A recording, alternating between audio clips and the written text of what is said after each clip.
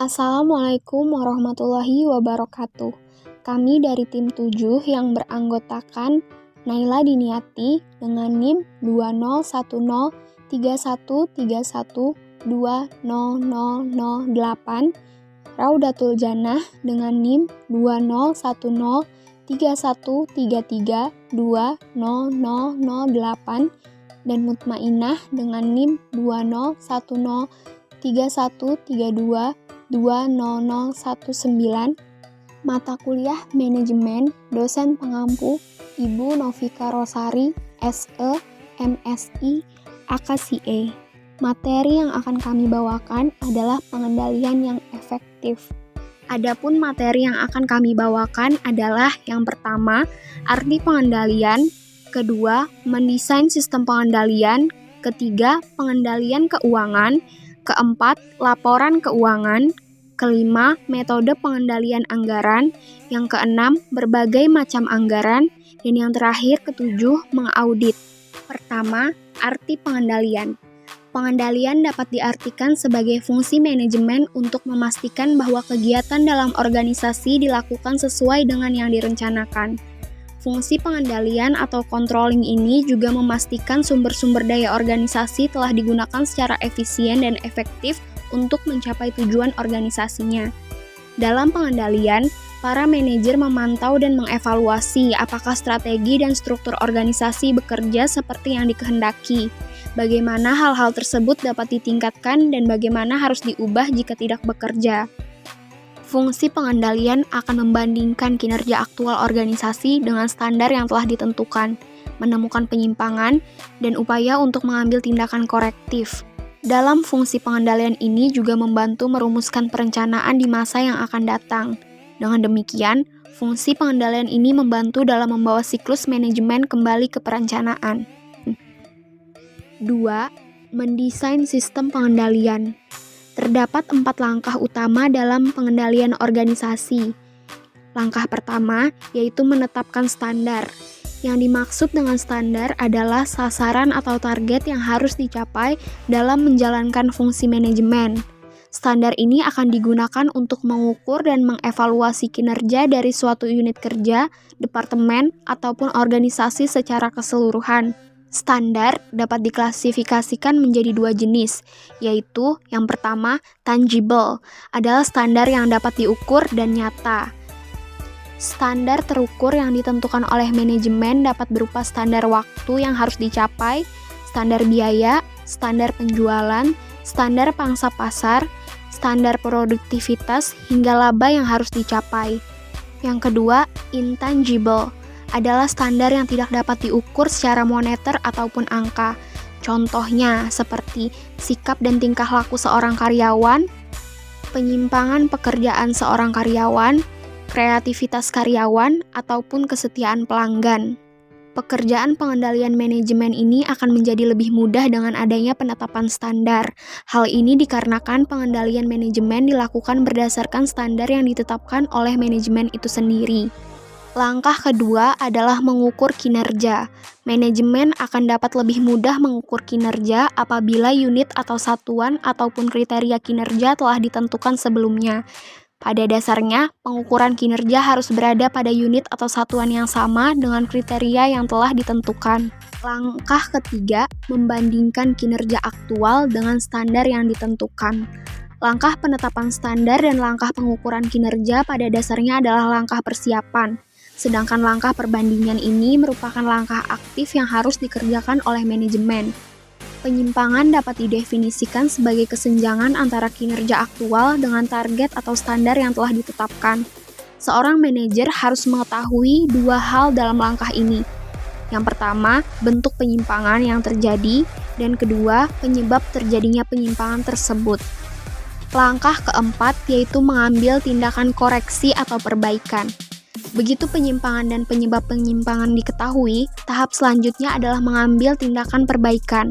Jika penyimpangan yang terjadi merupakan penyimpangan kecil yang masih dapat diterima, maka tidak perlu melakukan tindakan korektif. Namun, jika penyimpangan yang terjadi adalah penyimpangan besar yang telah melampaui batas yang dapat diterima, maka harus segera mengambil tindakan perbaikan dan mengambil tindakan-tindakan pencegahan supaya tidak terjadi lagi di kemudian hari. ketiga, pengendalian keuangan. Pengendalian keuangan merupakan upaya yang dilakukan agar investasi, alokasi biaya, dan perolehan laba berjalan sesuai dengan rencana perusahaan.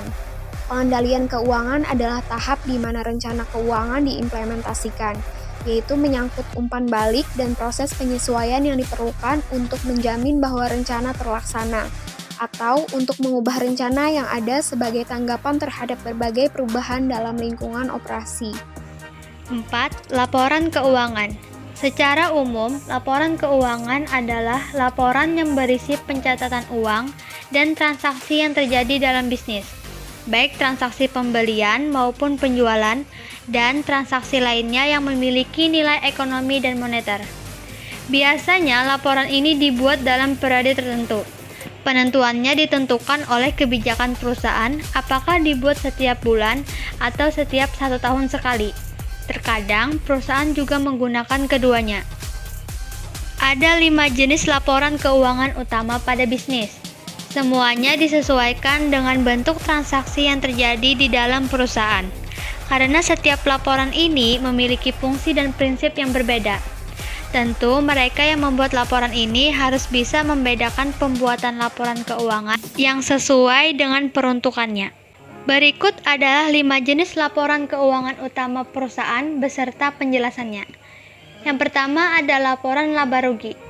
Laporan laba rugi adalah laporan finansial perusahaan yang dibuat oleh bisnis untuk mengetahui pengeluaran dan pemasukan bisnis secara mendetail.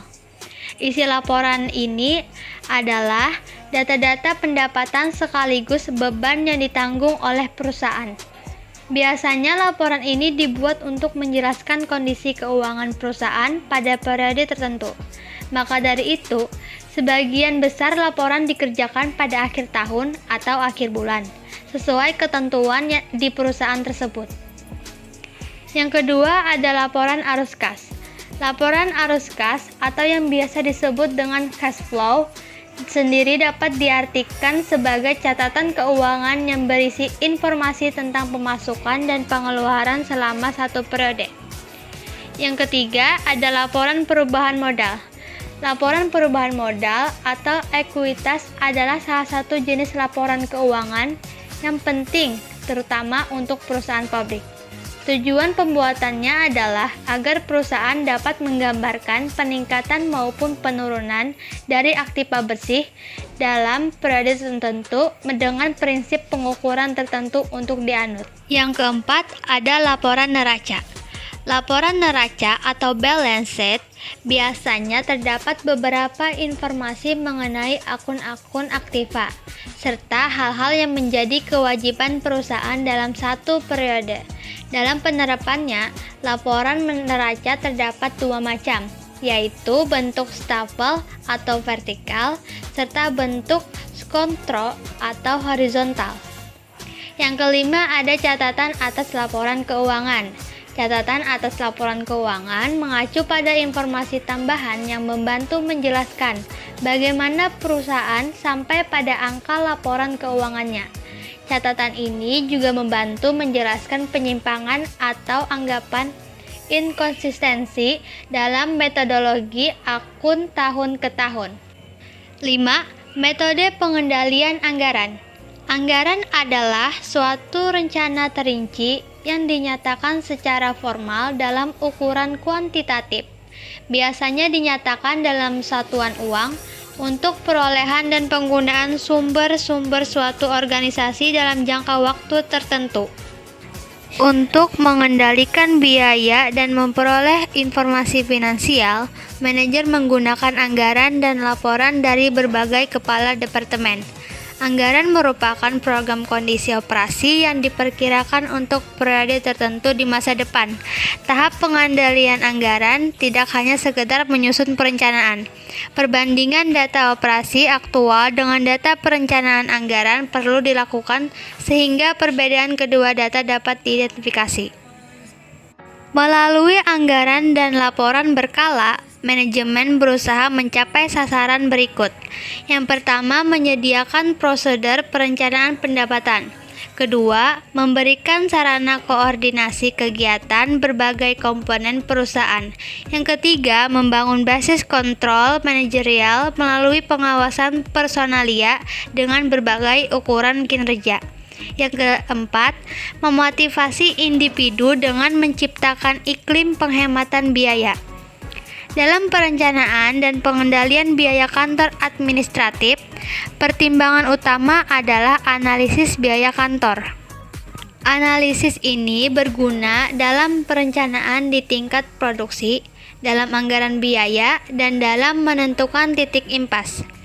Dalam analisis pola anggaran, biaya kantor dikelompokkan menjadi tetap, variabel, dan semi variabel. 6. Berbagai macam anggaran. Terdapat 14 macam anggaran, yaitu: pertama, anggaran penjualan. Anggaran ini mengenai segala rencana penjualan selama periode yang ditentukan, yang akan dinyatakan dengan satuan uang dan juga kuantitas penjualan. Anggaran jenis ini bisa disusun berdasarkan kepada proyeksi penjualan yang akan diberikan oleh perusahaan. Kedua, anggaran produksi. Jenis anggaran yang satu ini yaitu mengenai segala rencana unit yang akan diproduksi selama periode anggaran. Dalam taksiran produksi ini ditentukan berdasarkan rencana dari penjualan atau persediaan yang sudah direncanakan. Ketiga, anggaran biaya bahan baku. Jenis anggaran ini yaitu mengenai segala macam taksiran mengenai bahan baku yang diperlukan di dalam proses produksi dengan menyatakan suatu kuantitas bahan baku dan satuan uang. Yang keempat, anggaran biaya tenaga kerja langsung. Anggaran jenis ini mengenai suatu taksiran tentang biaya tenaga kerja selama beberapa periode anggaran yang akan dipakai menjadi dasar dari penyusunan anggaran kas dan juga laba rugi. Pada umumnya, penyusunan ini adalah suatu perhitungan biaya kerja yang dikenal dengan dua macam perhitungan, yaitu upah per unit dan upah per jam. Kelima, anggaran overhead pabrik. Jenis anggaran ini yaitu mengenai biaya overhead pabrik selama beberapa periode anggaran yang dipakai dalam penyusunan anggaran kas dan laba rugi. Yang keenam, anggaran persediaan. Jenis anggaran yang satu ini yaitu mengenai persediaan yang dipunyai perusahaan di dalam suatu periode tertentu dengan perencanaan terperinci dan jelas. Ketujuh, anggaran biaya produksi. Jenis anggaran ini yaitu mengenai biaya pemasaran dan anggaran biaya administrasi yang umum tentang taksiran biaya pemasaran, biaya administrasi, dan juga biaya umum. Yang kedelapan, anggaran program. Jenis anggaran yang satu ini yaitu mengenai anggaran operasi yang berdasar segala program utama perusahaan yang berjenis atau keluarga produk seperti program penelitian serta pengembangan. Yang kesembilan, anggaran pertanggungjawaban. Anggaran ini yaitu mengenai anggaran operasi yang disusun berdasarkan kepada pusat tanggung jawab yang terdapat di satu perusahaan. Kesepuluh, anggaran pengeluaran modal. Jenis anggaran ini mengenai anggaran perencanaan perubahan aktiva tetap suatu perusahaan selama periode tertentu anggaran.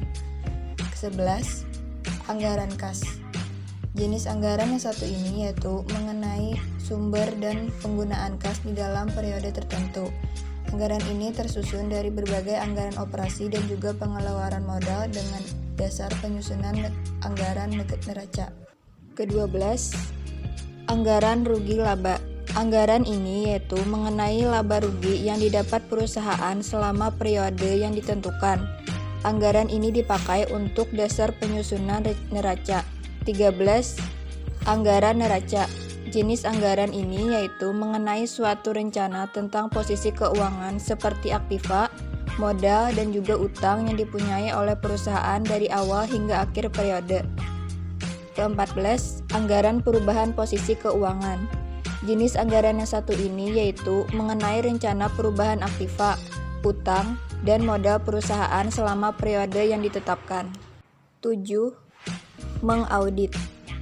Audit keuangan atau audit laporan keuangan merupakan penilaian atau evaluasi atas suatu entitas organisasi, perusahaan, atau lembaga sehingga menghasilkan pendapat atau opini yang independen dari pihak ketiga tentang laporan keuangan yang akurat, lengkap, relevan, wajar, dan pastinya sesuai dengan prinsip akuntansi dan aturan yang berlaku.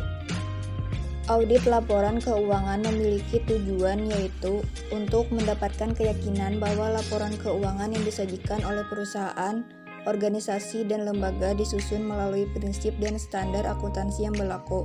Laporan keuangan juga harus menyajikan kondisi keuangan perusahaan sebenarnya pada tanggal pelaporan dan kinerja manajemen pada periode tersebut. Itulah presentasi yang dapat kami sampaikan. Semoga materi yang kami bawakan memberikan manfaat bagi kita semua. Mohon maaf jika ada kesalahan. Terima kasih atas perhatiannya. Wassalamualaikum warahmatullahi wabarakatuh.